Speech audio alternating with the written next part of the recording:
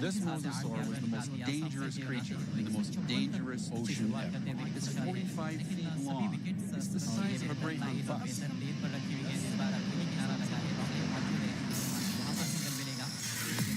Now a monster is resurrected inside a laboratory. And its killing secrets revealed. This is a mosasaur, and this is a megabeast.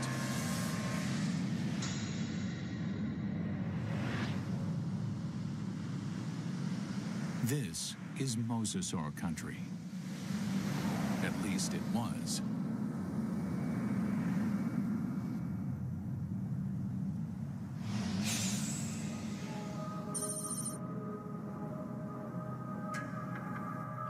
Where I'm standing would have been the bottom of the western interior sea about 85 million years ago.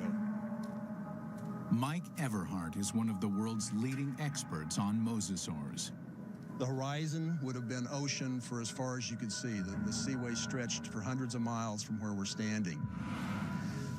At this time, the climate is warmer, so there are no polar ice caps. Sea levels rise until well over 80% of the planet is covered with ocean. The center of North America was covered with water from Nevada to Missouri, from the Gulf of Mexico on up past the Arctic Circle.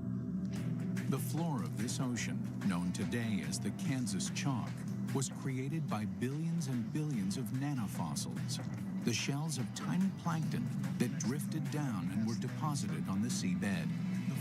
What we're looking at here is literally hundreds of thousands of years of deposition on the sea bottom of the western interior sea. What we see back here is roughly an inch per 700 years to build up that much chalk. So there's untold billions of these animals there.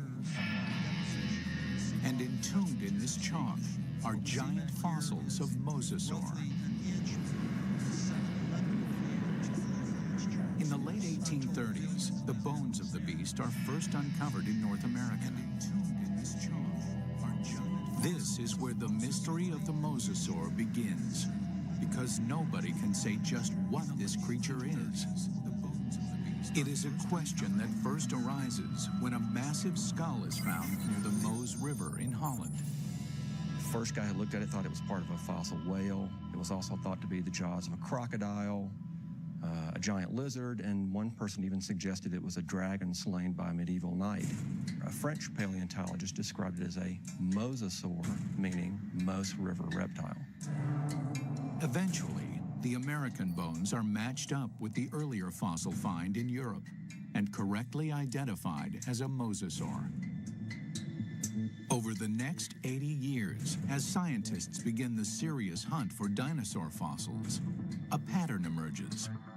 In every corner of the globe, they find mosasaur bones. This points to one conclusion. No other predator has ever dominated the planet like the mosasaur. This guy weighed 8 tons. It could easily swallow a full-grown human male whole, just like a tater tot. Scientists investigating mosasaurs realized that nothing on Earth could have stopped them. It took a cosmic catastrophe to end their reign.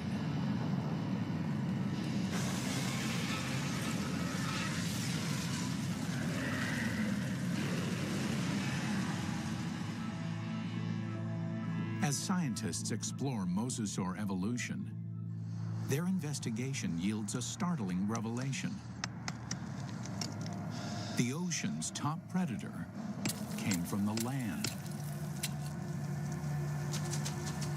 These sea monsters began their journey as tiny lizards at the mercy of giant dinosaurs. How they became colossal mosasaurs remains a mystery, until 1989, when a fossil hunter named Van Turner finds a very unusual skeleton. Turner takes the fossil to Mike Polson, a paleontologist at Southern Methodist University. When Van came across the first pieces of Dillosaurus, he immediately recognized it as some sort of mosasaur. Named Dallosaurus after its discovery in Dallas, Texas, the bones were pieced together. Then, scientists connect the dots. Dallosaurus is an interim form, a missing link between mosasaurs and the tiny terrestrial lizards that are their ancestors. The lizards, dubbed Aegiallosaurs, face a constant threat from the larger, fiercer dinosaurs. They flee to the ocean. 3 million years later, they evolve into Dallosaurus. Their toes evolve into webbed feet, so they can no longer function on land. In the span of 6 million years, they grow from a small 3-foot lizard into the giant 50-foot mosasaur. The mosasaur's development demonstrates that even in evolution, timing is everything. Warm temperatures and shallow seas create an abundant food chain in the ocean. This is a perfect environment for animals to take to the water. But these life-giving seas can quickly turn deadly, even for mosasaurs. The competition is everywhere. Everything in the oceans then would have looked very strange to us today. All the fish seemed to have been armed with mouthfuls of teeth.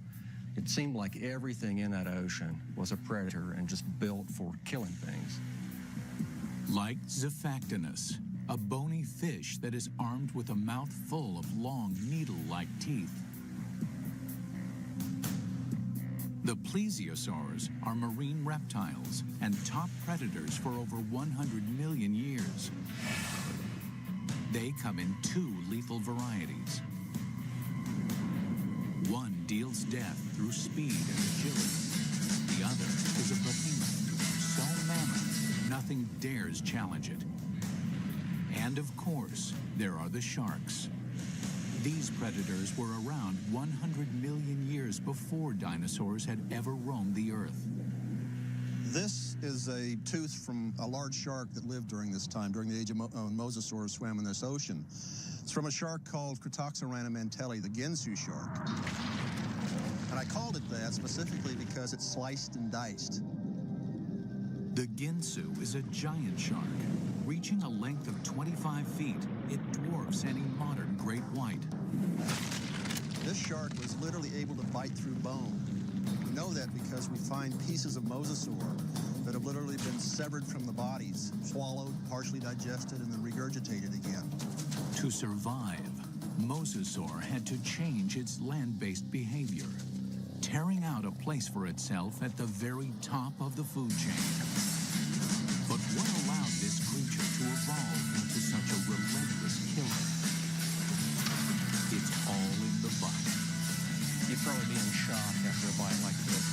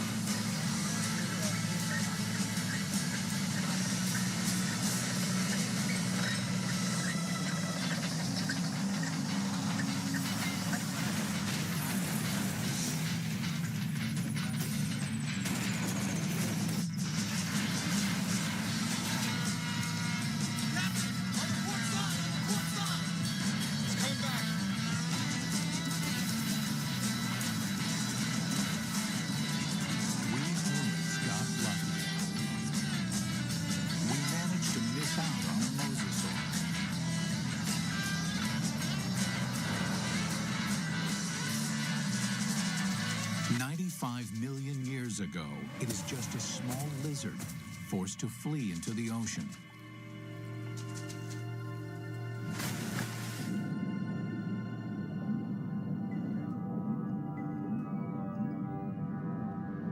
Within 6 million years, it grows into one of the most successful predators of all time. But what made the mosasaur such a monster killer? Millions of years of evolution created a perfect formula for the perfect killer. This is how you make an apex predator. First and foremost, breathing. Like whales, mosasaurs can spend long hours submerged in the sea, but they still have to come up for air. And then there's food. Fish are nutritious, but they're fast and slippery. To catch them, mosasaurs must develop the skills of an efficient hunter. Another part of the formula, hearing. In the water, sound location becomes a prime method for hunting. Mosasaurs modify their terrestrial ear into a super amplification system that makes sounds 38 times louder. In his studies of the mosasaur, paleontologist Dr. James Lamb has been able to reconstruct the creature's hearing mechanism. This little piece fits in this pit and moves back and forth. And this piece fits here, and a small movement in this first piece creates a large movement in this one. So it's a system that's finely tuned for conducting sound through water. Even though sound can lead them to the prey, it's difficult to detect a target if it's in murky water. Here, mosasaur would have the advantage by using the keen sense of smell inherited from its land-based ancestors. A mosasaur like this would have had a tongue that would have functioned exactly like a monitor lizard's tongue. The reason why the tongue is forked is so that the animal can smell in two different directions at the same time. This is smelling in stereo. One more addition to our killing formula. Sonar. The last piece in the puzzle is this set of nerves that run down the side of the upper jaw and especially are concentrated here in the snout. And it's a system for detecting the pressure wave given off by the prey. Mosasaur uses this pressure wave sonar to hunt, much like modern killer whales use echolocation. All these adaptations mean mosasaur has a good chance of locating dinner, but they still have to catch it. And chasing down fast, elusive prey requires jet-like speed. So how does an 8-foot monster propel itself? This alligator has another piece of our formula, a massive tail. Along with crocodiles, gators have a long, flattened tail shape similar to mosasaurs.